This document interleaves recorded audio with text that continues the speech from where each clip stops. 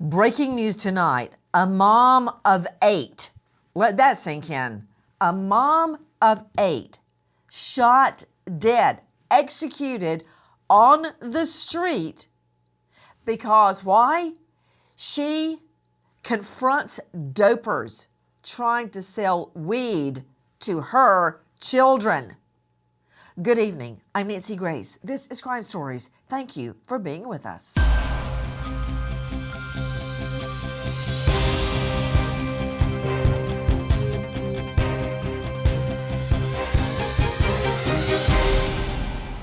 Just before school starts again, Maria Ramos, 33, brings her 8 children on a visit to their grandmothers in Oakland, California. Blanca Velasco's home is full of bubbly energy while she hosts both Maria and her other daughters' families. The children are excited for back-to-school shopping with their cousins. We've all lived through that, the excitement of back to school, getting ready, getting new outfits, getting the notebooks, the pens, the everything. That's what was happening. How can that seemingly idyllic moment go so wrong? And then in an eerie premonition, this mom of 8 is talking about her plans to move her family, her children, along with her mom, for a better life, to a better area where they can have a yard and a garden in the back. Listen. In recent years, Maria Ramos has become extremely close with mom, Blanca Velasco. Maria often talks of moving to a larger home in the Central Valley with a big yard for the children and a vegetable garden. Maria is determined to provide a better life for her 8 children. Maria and Blanca put a timeline on their dream, planning to move to Merced together next year. But Mommy couldn't make it happen fast enough. You know, many of us juggle working and children. She has 8 children to take care of. Her big plan was to move those 8 children to a home, a neighborhood where she could have a front yard and a garden in the back. But she couldn't get there fast enough. This is where it starts. Listen. Around 2 p.m., Blanca Velasco notices a blue Toyota sedan parked outside her home for an extended period of time. Suspicious, mom of 8, Maria Ramos, walks down the driveway along with her mom to investigate the unknown car. There, in the street, the men in the car state they've come to sell Velasco's 16-year-old grandson an order and flash a marijuana vape pen. The 2 women argue with the men, and the blue Toyota speeds away. You are seeing actual video of this. Video of the mom confronting the dopers trying to sell weed to her children. Joining me, an all-star panel to make sense of what we're learning right now. But look, there you see it again. The blue Toyota, the mom gets out saying words to the effect, "Leave my children alone. Get out of this neighborhood. We don't want you selling dope here." And what did they do? Instead of driving away shamefaced, a guy jumps out of the car and pulls a gun on Mommy. With me, an all-star panel to make sense of what we're learning right now. But first to Rachel Swan joining us, investigative reporter, writer with the San Francisco Chronicle. Rachel, thank you so much for being with us. Tell me the first part of this story. Tell me about the mom realizing, spotting that blue Toyota and going down to confront it and then following it with the grandma. Thank you so much for having me. So basically this this was 3 people who were apparently involved in a business together where they did deliveries of I'll say illegal substances to people's homes. Okay, hold on. Wait. Can you put Rachel Swan up? Rachel, as you know, on Crime Stories, everybody, including me, is on the hot seat. Did you just say that the guys in the car were in a business together? Well, not that much is known right now, but we know that they were making a delivery for, a web drug delivery service where, they had a website, advertised. I I assume, illegal substances that they would deliver to your home, sort of like Okay, hold I on. don't Well, know, let an me get Uber my or head around something. this. Rachel Yeah. Swan, it's everything you're saying is correct. I'm just having a hard time digesting it because Yeah. to Philip Dubay, high-profile defense attorney in the California jurisdiction, what is like delivering a pizza or Chinese? You go to a website, you type it in, and you get drugs, and that's okay. Well, first of all, I think they're mischaracterizing it. It wasn't drugs, it was vape pens. Okay. That's what the Vape of paraphernalia is what? that kids use. Marijuana or tobacco, whatever. Oh, But you got to okay. understand, in So our you're progressive okay state, we with have minors having marijuana? I mean, if you're Snoop, no, not fine, at go all. for it. But if you're, can I see the picture of the mom of 8? If you can see your screen, I'd like you to look at it, Philip Dubay. Look, okay, so mom of 8, those are 8 children, most of them are minors. What, is it legal in your jurisdiction for minors to have marijuana? It's an infraction. Basically, it's like a And moving what violation. infraction? So, So for a minor yes, to have pot, it's an infraction. I'm not talking about you. You can have a big fat correct. doobie right now for all I care. But for a minor, it'll be a Yes. cold day in HELL that some a-hole pulls up and tries to deliver pot to my child. That's not happening. So you're telling me that's absolutely okay to give an 11 or 12-year-old marijuana? No, not at all. But I think there's a little more to the story here. I think when mom rushed that car, she brought like a little canister of pepper spray and she maced the kids in the car. So if that's the case, that under California law is an assault with a deadly weapon. And here you have mid-traffic, some car pulling up, mom spritzing everybody in the car. They feel like they're being attacked. If I were defending these kids, it would be a self-defense, defense of others type situation. Not to say that mom had it coming, and not to victim shame here, but these Because kids that didn't is know what you're this was making it sound dramatic. like. Put him up, please. Well, So, mom is mhm. trying to scare away dopers from her children. They take off. She follows them to tell them to stay out of her neighborhood. She goes up to the car, sees a gun, then sprays a little pepper spray. I would too. If I saw a gun in the car, yes. If I had the pepper spray with me, yes. But you're making it sound like it's self-defense on the doper's part. Well, first of all, you're assuming that that's how it played out. It And was you're widely assuming it's reported that not. mom No, mom went up there and spritzed them all because she was angry. Rather than finger wag and yell at them for being in the neighborhood and selling these devices, Oh, she what? suddenly, Sorry, on the did you just offensive, starts land on spritzing. planet Earth? Did you crawl out of an egg? Wait, you had a mom, Well, right? right. A human mother, Right. correct? Yeah, And yes. she never went, don't do that. That's wrong. She never did that to you? Not once? Not with pepper spray in her hand. No, she used the I belt. you made her sound like the devil from hell. She finger wagged. What mother? You know what? I can't hear you right now. Tom Smith, can you help me? Help me. Tom Smith joining me, former NYPD detective, co-host of the Gold Shield podcast. And what that is true life crime with the detectives, the investigators, the cops, the forensics that actually work on that case, past or present. Gold Shield podcast. Tom, no offense to Philip Dubay. He is a high-profile defense attorney with the Public Defender's Office. Nothing wrong with that. In LA.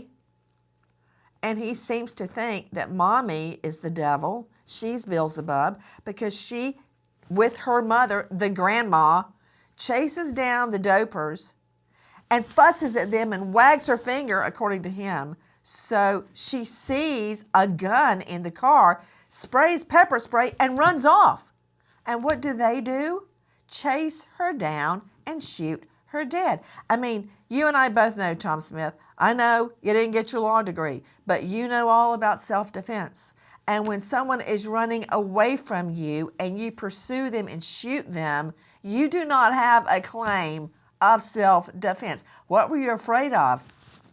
Pointer? Her index finger? Really? No, absolutely right. It doesn't equal. And she went up there defending her kids and trying to make a better life for her kids. And these criminals, and that's exactly what they are, they had a gun in the car protecting their business. And what did they do? And the criminals today, what they do? They shoot first and they worry about everything else later. And that's exactly what happened. If you see the timing of the video, she got up there and immediately he jumped down and started shooting. All right, that's what happened. Can I see that video one more time? Guys, a mother of 8, a mom of 8 is visiting grandma and is brutally executed after she confronts drug dealers who had targeted her children with weed. Yes, that's what happened. Now, she has a little finger size canister that fits on your keychain of pepper spray. He has a gun. That's bringing a knife to a gunfight. That's I slap you and you shoot me with an Uzi. What more do we know? Listen. Blanca and Maria hop in Velasco's car, determined to intervene and keep the dealers from ever returning. The ladies follow behind the Toyota for 2 blocks when suddenly the Toyota screeches to a stop. Blanca stops short behind them, and her daughter Maria gets out to approach the car.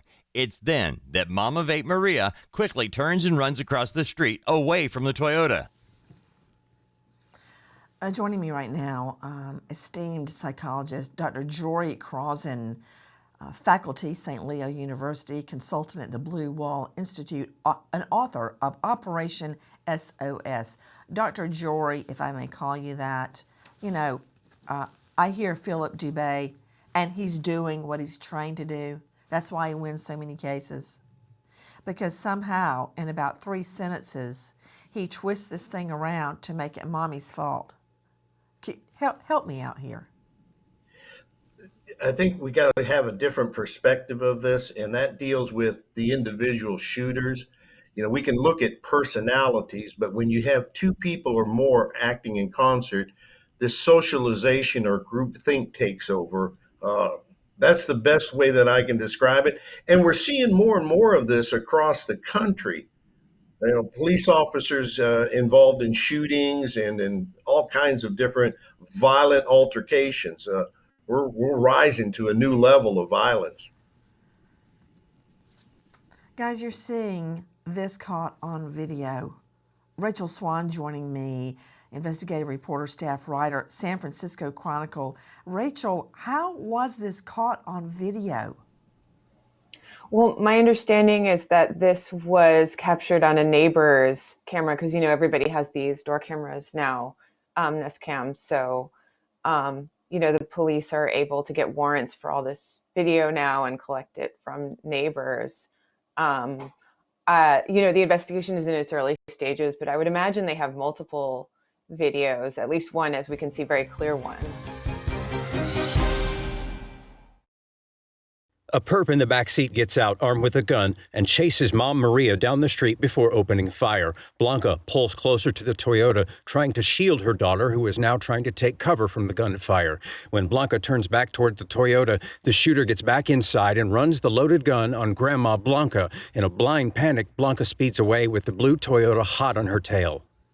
So the grandma is terrorized as well.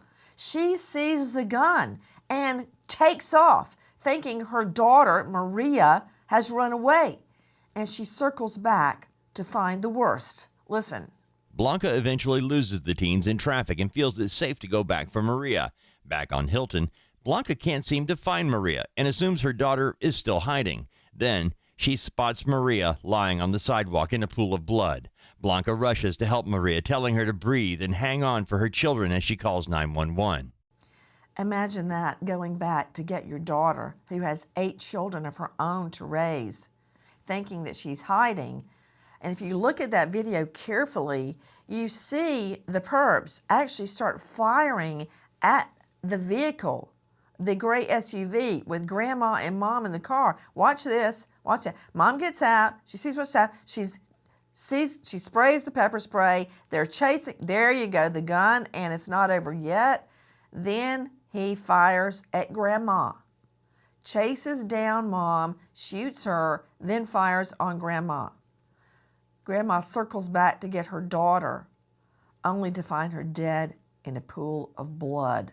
Begging her to hang on for her 8 children, she calls 911. Joining me now, a renowned medical examiner with the formerly Clark County Office of the Coroner. That's Vegas. Never a lack of business there. Dr. Gorniak, thank you for being with us.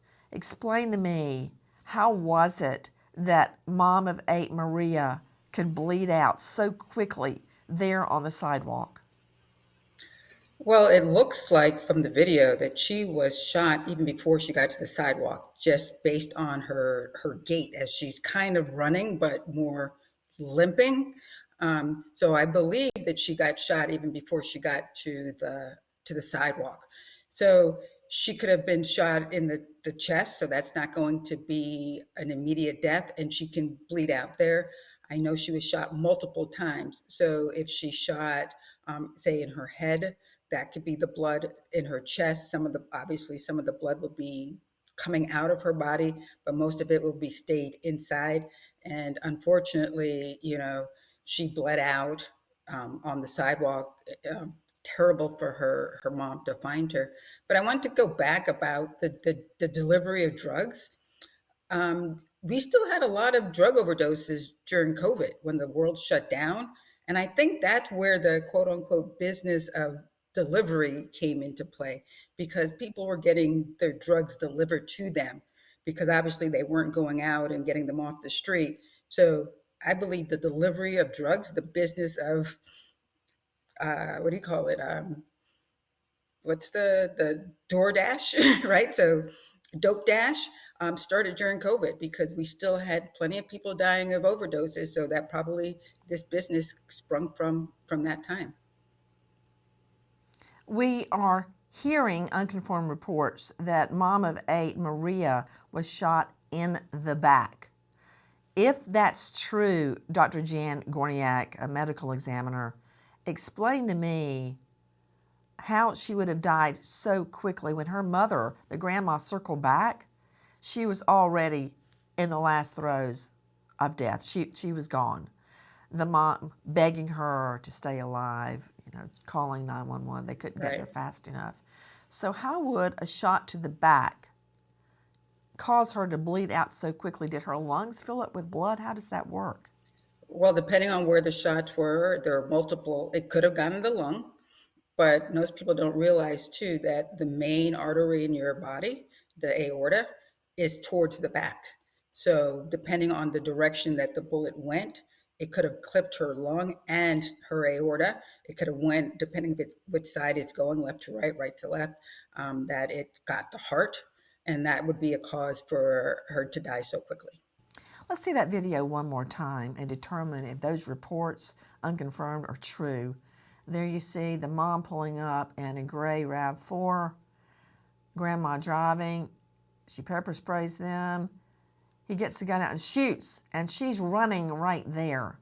So Dr. Gorniak, and there he shoots after grandma too, all to protect his dope business. So Dr. Gorniak, she would have been shot either in the back or a side shot to the torso, possibly a shot to the arm that goes then into the chest. Correct. You're absolutely correct. There could be, we call it a through and through. So in and out of the arm and then into the chest. So, and it looks like she's shot on that right side as she's facing the car. And then as she's running away, you'll see, and she might have been shot right there too, but just to see her gait, it's like, she wasn't running as normal as you would think someone was. And plus I see that parked car over there. So she was unfortunately in open, open target for this person to shoot. She might have been a mother of right 8 there. gunned down in the street. And to make matters worse, we find out mommy is shot multiple times. Listen. Oakland PD arrives within minutes, finding Blanca still clutching Maria, who is suffering from multiple gunshot wounds to her back and struggling to breathe. Cops fight to keep Maria conscious, but by the time paramedics arrive, Maria is gone. Blanca tells police they just wanted to keep the teens from returning and manages to tell them the car's license plate number. So she is in fact shot multiple times. A mother of 8 just trying to keep dope dealers out of the neighborhood and away from her own children. You know, I've heard many stories, Dr. Jory Crossan, of moms seemingly getting superhuman strength and, you know, confronting attackers, risking their own lives to save their children. And that is exactly what Mom of 8 Maria did here. She tried to take on dopers. Yeah, I've got to give her credit for the courage she showed, confronting them. Even if it was just going to be, in her mind, a verbal altercation, she still, jumped right into that fire like a mama lion protecting her cubs. Please join us on our mission to find missing people, especially children, to solve unsolved homicides. If you're on the go, catch us on your favorite podcast app where you can get all of our content where we, in our own way, seek justice. Oakland PD canvasses the neighborhood and locates surveillance footage that captured the entire shooting. Plainclothes officers tracked the blue Toyota sedan to a home on Hilton Street. The shocking discovery that the thugs in the blue Toyota selling dope were teens, including 19-year-old Isaiah Gomez, who is detained and questioned. Hours later, the two 16-year-old passengers in Gomez's car are also arrested. Cops then recover a gun that matches the shell casings found at the scene. Well, they may call it the shocking discovery that the perps are teens. The shocking discovery for me is that there is a mother of 8 shot multiple times on the street who bleeds out and dies with the grandma, her mother, cradling her, begging her to live. And why? Because the mom of 8 Maria dares to take on dope dealers who turn out to be teens. Okay, question to you, Philip Dubé, high-profile defense attorney. Maybe I'm missing something here, but does the fact that they're teens somehow change the fact that Maria, a mother of 8, is dead on the street? Oh, no, not at all. I mean, these kids are just as culpable. So the only question is, where are they going to go? Are they going to go into the juvenile justice system, or will they be marched upstairs into adult court? And these kids could not have picked a better You're calling jurisdiction. them kids. You're calling them kids. Teenagers. Isn't Yeah, one well, they are. about to turn 20 years old? Hold on, Rachel Swan joining us from the San Francisco Chronicle. Isn't Isaiah Gomez, the driver, isn't he about to turn 20? Yeah, well, he's 19, so he's technically an adult, under the law. But all teenagers. Okay, hold on just a moment. Rachel, is Gomez the driver? He is the driver. He is a driver. And Rachel Swan, let me understand something.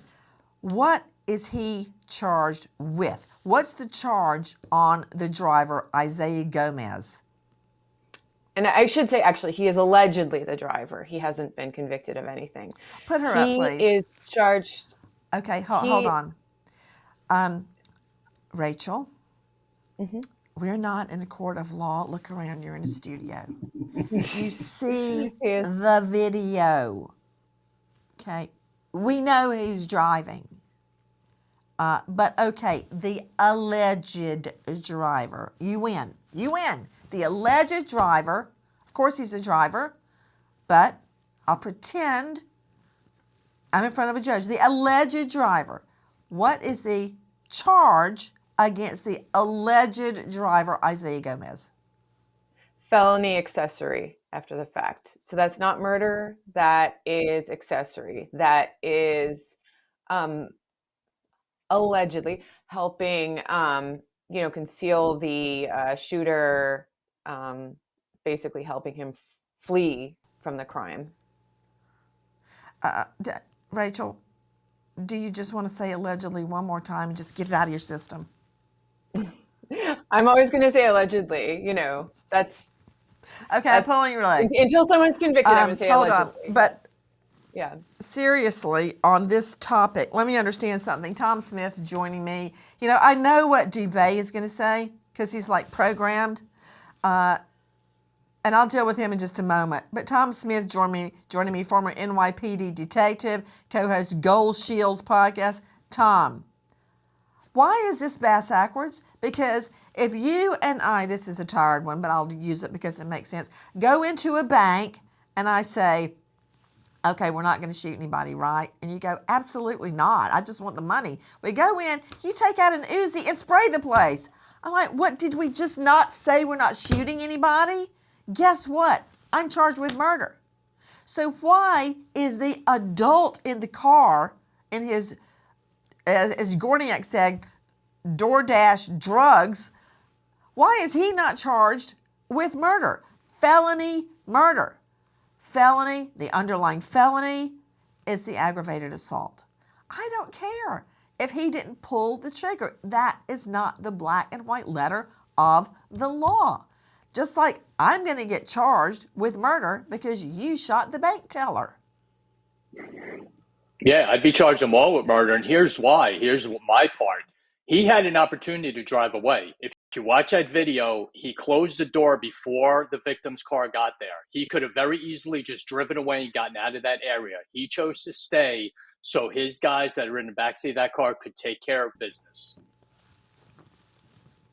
Look at that. And not only that, he waits for the driver to get back. He waits for the shooter to get back in the car and then takes off, and they hide out. And here is another thing, Tom Smith. You know what? Let me try this one out on Philip Dubé, defense attorney.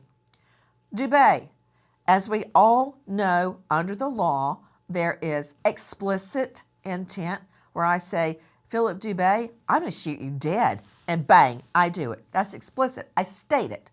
Then there is implicit intent where I don't say anything. I sneak up behind you and shoot you in the back of the head and you die. My actions implicitly prove I meant to kill you. In this case, you have the only adult in the car, Isaiah Gomez, delivering dope in a residential neighborhood, 2 children. The mom chases after him with grandma as the driver and she's the wingman. They chase down the dopers. He's got a guy in the back seat with a gun. And he stops the car and lets the shooter get out, pull off a couple of rounds, shoot mommy, and then take off. He's part of it. Why is he not charged with felony murder, underlying felony ag assault? It's like a law school exam, but what happened was back in January of 2019, California changed the felony murder doctrine, where aiders and abettors cannot be held accountable for the underlying homicide unless they were the actual shooter, intended to kill, or they acted in reckless disregard for human life. So it's going to be a tough call for a jury to say that he was in on the murder. Now, he obviously was there to deliver vape pens. Why is he driving this guy around with a gun? Well, that's a different question. Doesn't mean that he was in on a killing of this particular victim. You got to understand, this was a very unplanned, sort of spontaneous act. Car pulls up mid-traffic, gets out with pepper spray, and then boom, the gun goes off. It's not as if this whole thing was rehearsed and pre-planned. Nobody knew she was going to come up on them like that. And if he did not know that the guy in the back had the gun. Let me see Dubé making the argument that the mother of 8 is the bad guy in this scenario. Let me ask you a question, Philip Dubé. Do you have a gun on you right now? No. Oh, why? Because you don't plan on shooting anybody today, right? Or at least not in the studio. Correct? Correct. I don't have a gun either because I'm not planning to gun down, well, not now anyway. Jackie's sitting over there. When you show up with a gun to make drug deliveries, I think the intent is clear. If anybody messes with you, they're going to get shot. And this guy, the only adult in the car, he is the one pardon the comparison, he's driving this car. He's literally driving the car, and without him, this wouldn't happen because the others don't have a car to drive. He is the one running the show. He's more than an aider and abetter. This is his plan. Not under California law. Under California law, he's only liable for the underlying Says you. felony, which is constructive possession of a gun, and that, or accessory after the fact, which, by the way, only carries 3 years here as a felony. I mean, in theory, you could plead him out and let him go do his 3 years at halftime, and he's done. He can move on with his life. The actual shooter is the one who's in big trouble, unless they can show that that driver was in on it, had the intent to kill, or acted in reckless disregard with actual indifference to human life. He is not liable for the murder itself under our abrogated felony murder doctrine out here. Units responded. They found the young woman suffering from wounds. They provided aid. She unfortunately passed away. And within minutes, our patrol team and our special resources team sprung into action, identifying the vehicle, locating the vehicle, and then quickly taking 3 suspects into custody within the next 12 hours. I don't know how difficult it really was to find them because Grandma had a license tag and she gave it to police that was tracked back immediately to a location on Hilton Street, not far away, and there it was, the blue Toyota sedan, i.e. 4-door. It's reminiscent of how cars very often help you find your killer. Of course, there's those times where you've got the car and you still don't find the killer. You have to be hit over the head with the car, like in Long Island's serial killer case, Rex Heuermann, who's responsible for at least 5 women's death, and emphasis on at least, and would just bury them along Gilgo Beach so he could pass by them every morning on the way to work. He had his Chevy Avalanche no longer in production, into production I think in 2013. His Chevy Avalanche was spotted by multiple witnesses, and it was parked outside his house the whole time. But it wasn't put together. 2 and 2 necessarily did not equal 4 in that case, so he could continue killing women. In this case, Oakland PD follow up on the tag. They find the blue Toyota 4-door, and they immediately get the adult in this scenario. But listen to this. All that hard police work is for naught. One of the 16-year-olds is released and not charged in the killing, while the other is charged with murder. That teen remains behind bars at the Alameda County Juvenile Hall. It has not yet been decided if he'll be charged as an adult. The driver, Isaiah Gomez, says he's not guilty to accessory after the fact and is released on bond, ordered to wear an ankle monitor. Okay, let me understand what I just heard, and I'm going to go out to Rachel Swan. Rachel, is this correct? One of the teens is released and not charged. The adult is released with nothing but an ankle monitor, and the third one is looking at being charged as a juvenile, so he'll probably get out, if he does time at all, in 2 years. Did the adult in this scenario actually walk out with nothing but an ankle monitor? Well, I mean, there are actually some other conditions, but I believe he also has to do a few. I believe he also has to do some programs. So there are a few other conditions. Like what? Yeah. Don't shoot mothers of 8 dead on the sidewalk. What kind of program does he have to do? Because normally programs are enforced at sentencing. If memory serves me, there's a jobs program, but I mean, there's usually in addition to. But interrupt. So he takes part in gunning down a mother of 8, and we're going to help him find a job. We're putting him in a jobs program. That's his punishment. I do. If memory serves me, when I looked at the court documents, there were a couple other conditions in addition to the main one was that he has to wear a GPS monitor. which we sometimes call an ankle bracelet. So he's out of jail now. He has pled not guilty, as he said. He has to appear back in court, and he will face a trial. And he has to wake up every morning and make his bed and brush his teeth. Okay, what is wrong with this scenario, Dr. Jory? Yeah. Well, I mean, you have to look at, the the governance of the population. Society has changed, not for the better. I mean, you look at this violence, and by design, you can look at this group working as a business. The driver, the adult, the younger ones are going to carry the weapons and do the enforcement, because just what you're seeing, they're not charged as adults. Here in Florida, I can remember a time when we had 7 12-year-olds booked for first degree murder. They were actually hired in gangs to kill rivals. Okay, so that's a social cultural shift, a major one. When you look at the average, Hold on just a moment, Dr. Jory Crossan. You're absolutely correct, but I want to get to Tom Smith very quickly, jumping off what you just said. Tom Smith, former NYPD. Tom, it's the oldest story in the book. I remember the first felony case I ever had. I got sent over to juvenile to find a witness. I'm like, what? I want a 7-year-old witness? But okay, I went over there. It wasn't the witness. It was the defendant, was a little boy. And this is how it works. Adults use children and teens because they'll get, the most they can get is 5 years. That's the most they can get in juvenile. They'll probably do 1 to 2 years in a dormitory setting. So if that, and that's highly unlikely.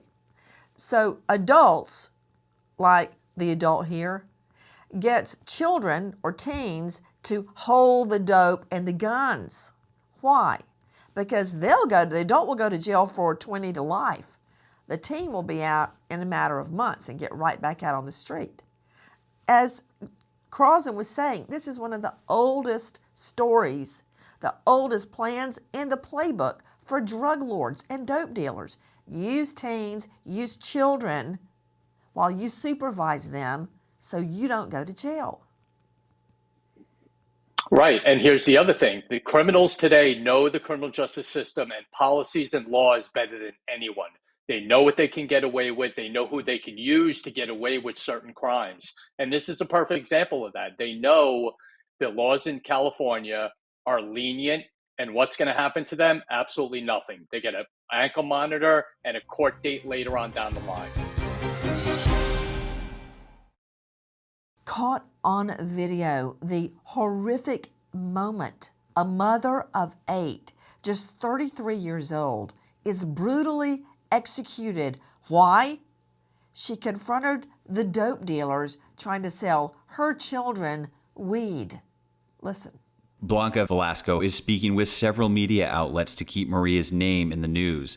Velasco hopes the media attention will help get justice for her daughter's murder. Velasco is now taking care of Maria's 8 children and is struggling to explain what happened to their mother.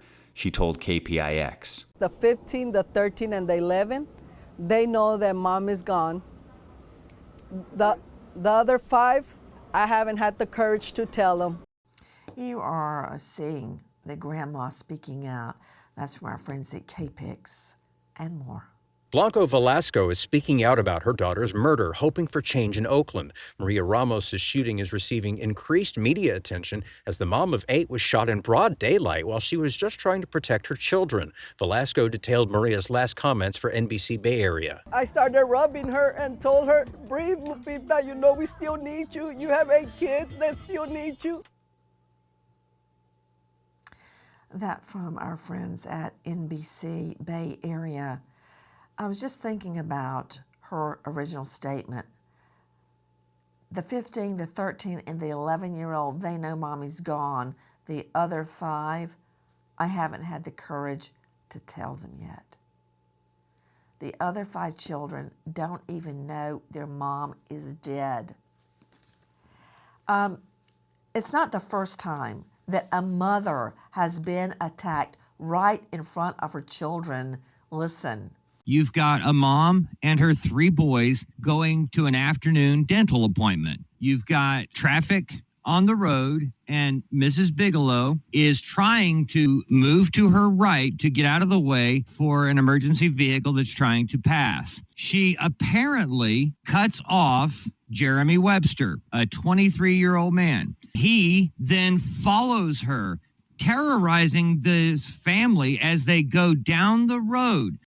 So just following mom and her 3 little boys wasn't enough. Listen.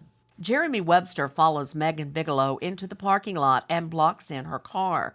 Webster and Bigelow exchange heated words outside their cars. Webster then retrieves a gun and shoots Megan in the back and head. As Megan's sons try to check on their mother, Webster shoots Vaughn, 13, and Asa, 8. Webster shoots another bystander before taking off and heading to his work shift. Vaughn dies in the parking lot. Megan, Asa, and the bystanders survive their injuries with extensive medical care. What is wrong with these people? Shooting at moms and even children, this time in the parking lot of the dentist office, and more. Joanna Clunan is taking her son Aiden to kindergarten, driving down a busy freeway when Marcus Erez cuts her off. Clunan flips Eric the bird and moves away from him, but Erez follows her. Clunan hears a loud noise, then Aiden, 6, complains that his stomach hurts. Aiden is shot by Marcus Erez, finally identified through tips based off the description of his Volkswagen Golf sport wagon. Erez is charged with murder, and girlfriend Wen Lee, who was riding with Erez, is charged as an accessory. Opening fire on mommy and then ending up killing a 6-year-old child. To Rachel Swan joining us from the San Francisco Chronicle, what's next? Are we waiting to find out if the juvenile who pulled the trigger is getting his milk and cookies in juvie hall? We don't really have access to the 16-year-old accused shooter's court records because he is a juvenile. So none of that's public. So honestly, I won't know. No one will know. We wait as justice unfolds. We stop to remember an American hero, Trooper Aaron Smith, Indiana State Police. Smith, a U.S. Army National Guardsman receiving 2 life-saving awards, survived by grieving wife Megan and his parents, Patricia and Gary. American hero, Trooper Aaron Smith. Thank you to all of our guests for being with us, but especially to you for joining us tonight, along with our MSM family. Nancy Grace signing off. I'll see you tomorrow night, 6 and 9 o'clock sharp Eastern. And until then, good night, friend.